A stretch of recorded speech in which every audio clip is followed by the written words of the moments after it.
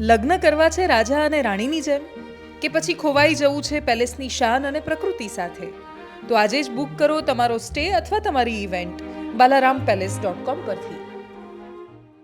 નમસ્કાર, weather analysis સાથે હું છું પાયલ અને તમે બધા જ એવું વિચારતા હશો કે ચોમાસું આવ્યું પણ વિધિવત રીતના ચોમાસું તો આવ્યું પણ નિષ્ક્રિય થઈ ગયું. કેમ નિષ્ક્રિય થઈ ગયું એ સમજાવવું છે. સાથે જ ગુજરાતના ઘણા બધા વિસ્તારોમાં અત્યારે વરસાદ પડે છે. એ અત્યારે એવું જ માનવાનું કે પ્રી મોન્સૂન વરસાદ છે.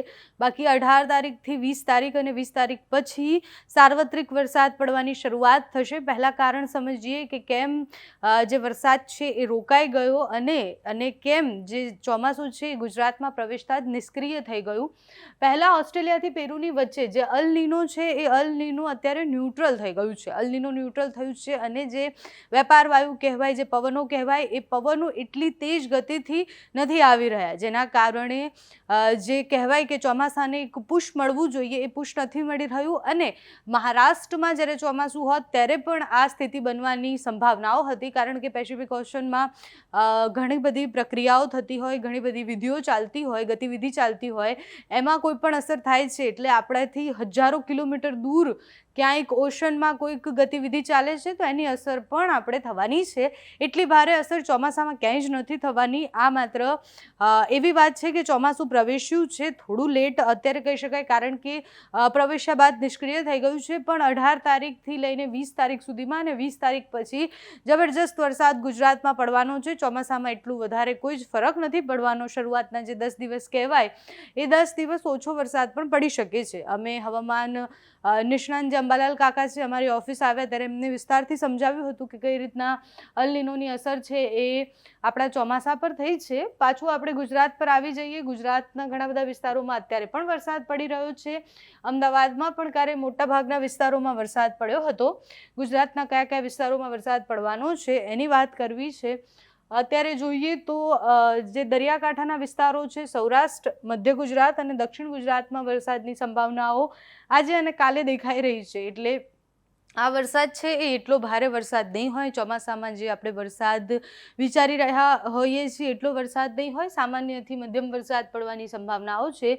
છૂટો છવાયો વરસાદ પડશે. મુંબઈની આસપાસ પણ તમે જોશો કે વરસાદની જે તીવ્રતા છે એ ઓછી થઈ ગઈ છે. જ્યારે ચોમાસું મુંબઈ અને મહારાષ્ટ્રમાં પ્રવેશ્યું ત્યારે કેટલી ભારે વરસાદ ત્યાં પડી રહ્યો હતો અને કેટલી જબરજસ્ત પવન ફૂંકાતા હતા એ હવે અત્યારે નથી દેખાઈ રહ્યું. ગુજરાતમાં પણ કંઈક એવી જ સ્થિતિ છે. ચોમાસું જ્યારે પ્રવેશ્યું ત્યારબાદ નિષ્ક્રિય થઈ ગયું અને એક મોટું કારણ કે અલ નીનો છે એ અત્યારે ન્યુટ્રલ થઈ ગયું છે. 18 તારીખથી 20 તારીખની આસપાસ કાચા મકાનના છાપરા ઉડી જાય એટલો ભારે પવન ફૂંકાઈને વરસાદ પડી શકે છે તેવું અંબાલાલ કાકાનું કહેવું છે. 17 તારીખ 18 તારીખની સ્થિતિ જોઈએ આપણે તો ગુજરાતમાં વિંડીમાં જોઈએ જે પ્રમાણે એટલો ભારે વરસાદ નથી દેખાતો. પવનની ગતિ વધી છે. દક્ષિણ ગુજરાતના ભાગોમાં ભારે વરસાદ પડી શકે તેવી સંભાવનાઓ છે. મોટાભાગના વિસ્તારોમાં, મધ્યના ભાગોમાં પણ પડશે અને દરિયાકાંઠાના વિસ્તારોમાં પણ પડશે. એટલે 18 તારીખથી આપણે એવું માનવાનું કે ગુજરાતમાં સારો એવો સાર્વત્રિક વરસાદ પડવાનો છે. હવામાન વિભાગ શું કહે છે, કારણ કે હવામાન વિભાગ જિલ્લા પ્રમાણે કહેતા હોય છે કે ક્યાં કેટલો વરસાદ પડવાનો છે એ પણ જોઈએ. 15 તારીખની સ્થિતિ જોઈએ તો ક્યાં આજે વરસાદની સંભાવનાઓ છે તો અમરેલી, ભાવનગર, છોટાઉદેપુર, દાહોદ, નવસારી, ડાંગ, વલસાડ, દાદરાનગર હવેલી એટલે દક્ષિણ ગુજરાતના ભાગોમાં વરસાદ પડવાનો છે. મધ્યના 2 જિલ્લાઓમાં વરસાદ પડશે, દાહોદ અને છોટાઉદેપુર, અને આ બાજુ અમરેલી, ભાવનગરમાં વરસાદ પડશે. ક્યાંય ભારે વરસાદ નથી, છૂટો છવાયો સામાન્ય વરસાદ છે. ખેડૂતો ચિંતિત છે અત્યારે કારણ કે ઘણા બધા લોકોએ વાવણી કરી દીધી છે અને લોકોને ચિંતા છે કે હવે શું થશે, પાક નિષ્ફળ થઈ જશે કે શું. પણ અત્યારે એવી સ્થિતિ છે કે 18 તારીખ પછી જ ખેડૂતો વાવણી કરે કે પછી વરસાદ પડ્યા પછી જ પોતાનો નિર્ણય લે એવું હવામાન નિષ્ણાંતોનું કહેવું છે. 16 તારીખની સ્થિતિ જોઈએ તો સુરેન્દ્રનગર, બોટાદ, અમદાવાદ, ગાંધીનગર, અરવલ્લી આ બધા જ વિસ્તારોમાં વરસાદ પડવાનો છે. નવસારી, વલસાડ, દમણ, દાદરાનગર હવેલીમાં પણ વરસાદ પડશે. છૂટો છવાયો સામાન્ય વરસાદ પડવાની આ સંભાવના છે જે હવામાન વિભાગ આપી રહ્યું છે. 17 તારીખે ઓછો થઈ જશે એટલે ભાવનગર, નવસારી, વલસાડ, દમણ, દાદરાનગર હવેલીમાં 17 તારીખે વરસાદ પડવાનો છે. 18 તારીખથી પણ જોઈએ, કારણ કે હવામાન વિભાગ એક અઠવાડિયાના મેપ આપી દેતા હોય છે કે જે સંભાવનાઓ છે કે ક્યાં ક્યાં વરસાદ પડવાનો છે. 18 તારીખની સ્થિતિ જોઈએ તો ખાલી ભાવનગર પછી અમરેલી એક વધ્યો છે જિલ્લો. બાકી દક્ષિણ ગુજરાતના ભાગોમાં વરસાદની જે સંભાવનાઓ હતી એ યથાવત છે. 18 તારીખમાં જોઈએ તો અમરેલી, ભાવનગર, નવસારી, વલસાડ, દમણ, દાદરાનગર હવેલીમાં વરસાદ પડવાની સંભાવના છે. સામાન્યથી છૂટો છવાયો વરસાદ પડી શકે છે. 19 તારીખની સ્થિતિ શું છે એ પણ જોઈએ. 19 તારીખે ક્યાં ક્યાં વરસાદ પડવાની સંભાવના છે, કારણ કે હવામાન નિષ્ણાંતનું માનવું છે કે 18 તારીખ પછી સ્થિતિ બદલાશે. 18 થી 20 તારીખ સુધીમાં ગુજરાતમાં જે ચોમાસાનો વરસાદ હોય છે એ પડશે. પણ હવામાન વિભાગનું એવું માનવું છે કે ગીર સોમનાથ, અમરેલી, ભાવનગર, નવસારી, તાપી, ડાંગ, વલસાડ, દમણ, દાદરાનગર હવેલીમાં જ વરસાદ પડવાનો છે. આમ તો ચોમાસું જ્યારે બેસે ત્યારે દક્ષિણથી ચાલુ થાય અને બનાસકાંઠા સુધી પહોંચે એમાં એકાદ અઠવાડિયા જેવો સમય લાગતો હોય છે. અત્યારે ચોમાસું નિષ્ક્રિય થયું છે એટલે ફરીથી દક્ષિણથી ભારે વરસાદ પડવાની શરૂઆત થશે.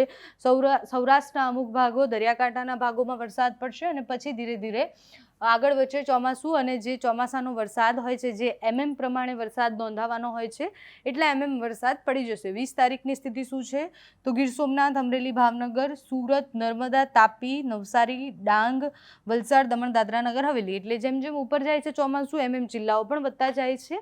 એટલે મોટા મોટી 15 તારીખથી લઈ અને 20 તારીખ સુધીમાં દક્ષિણના ભાગોમાં વરસાદની પૂરી સંભાવનાઓ છે. ગીર સોમનાથ, અમરેલી, ભાવનગર આ બધા જ વિસ્તારો માં પણ વરસાદ પડશે. છૂટો છવાયો વરસાદ હશે અત્યારે, પણ 18 તારીખ પછી જ્યારે જે પવનોની ગતિ છે એ વધી જશે ત્યારે ભારે વરસાદ પડવાની સંભાવનાઓ છે. હવામાન વિભાગ શું કહે છે એ સાંભળીએ અને સાથે જ અંબાલાલ કાકા જ્યારે અહીંયા આવ્યા હતા ત્યારે સ્ક્રીન પર જે સમજાવ્યું હતું કે છાપરા ઉડી જશે એટલો વરસાદ પડવાનો છે એ પણ સાંભળીએ. लाइट से मॉडरेट रेन का पूर्वानुमान दिया गया और मैक्सिमम टेम्परेचर की बात करेंगे तो आने वाले 5 दिनों के लिए मैक्सिमम टेम्परेचर नो लार्ज चेंज में रहेगा. और अहमदाबाद की बात करेंगे 0.5, 41.2 गांधीनगर का मैक्सिमम टेम्परेचर रिकॉर्ड हुआ है. और फोरकास्ट की बात करेंगे तो 41 अहमदाबाद और गांधीनगर के लिए मैक्सिमम टेम्परेचर का फोरकास्ट दिया जा रहा है. सर, कौन सी बारिश की सिस्टम अभी एक्टिवेट है जिसकी वजह से बारिश होगी? एक साइक्लोनिक सर्कुलेशन बना है साउथ वेस्ट राजस्थान पे, जिसके कारण गुजरात के इन जगहों पे आज और कल के लिए लाइट टू मॉडरेट रेन और साथ में थंडर स्टॉर्म की वार्निंग दी गई है. सर, प्रोग्रेस हुआ है अभी मानसून की जो पोजीशन है वो अभी वलसाड़ नवसारी तक जो एंटर किया था वो वहीं पे बनी हुई है. और अभी आने वाले 1-2 दिन के लिए मॉनिटरिंग हम लोग कर रहे हैं कि आगे फर्दर मतलब एडवांस कहाँ तक होगा. પેરું ઉપર જળ જે औसत એનાથી દરિયાની સપાટીનું જે માપ છે 3.4 જે औसत એનાથી નીચે હોય, જળવાયુ ઠંડુ હોય તો એને લા નીનો કહેવાય. લા નીનોમાં શું છે કે લાનીનોમાં વરસાદ વધારે પડે કે ઓછો પડે? લા નીનો વરસાદ વધારે પડે. કારણ અહીંથી પવનો ઉત્તર ઓસ્ટ્રેલિયા તરફ જાય. હા, પણ અહીંયા જ ચીલી પાસે નીચે જ અહીંયા પેસિફિક મહાસાગરમાં લો પ્રેશર બનેલા છે. અલનીનોની અસર છે ને, અલનીનોની અસર લા છે નીનોની એટલે. અસર થાય ત્યારે એ પવનો ઉત્તર ઓસ્ટ્રેલિયા તરફ થઈ અને પછી આપણે ત્યાં આવે. હા, પણ જે એવું થતું દેખાઈ નથી રહ્યું કેમ કે આ નથી રહ્યું દેખાય. હા, એટલે કેમ કે આ રહ્યું ઓસ્ટ્રેલિયા. 1 મિનિટ, હું ઓસ્ટ્રેલિયા બાજુ લઈ જાઉં. આ હું વચ્ચે જે આ સર્ફ કરી રહી છું એ પેસિફિક મહાસાગર છે. આ સાઉથ અમેરિકા છે, આ સાઉથ પેસિફિક છે, ઉપર છે નોર્થ પેસિફિક છે. પશ્ચિમ પેસિફિક મહાસાગરની અસર આપણે ત્યાં વધારે થાય છે. ઓકે, પશ્ચિમ પેસિફિક મહાસાગર. અને આ ઓસ્ટ્રેલિયા છે.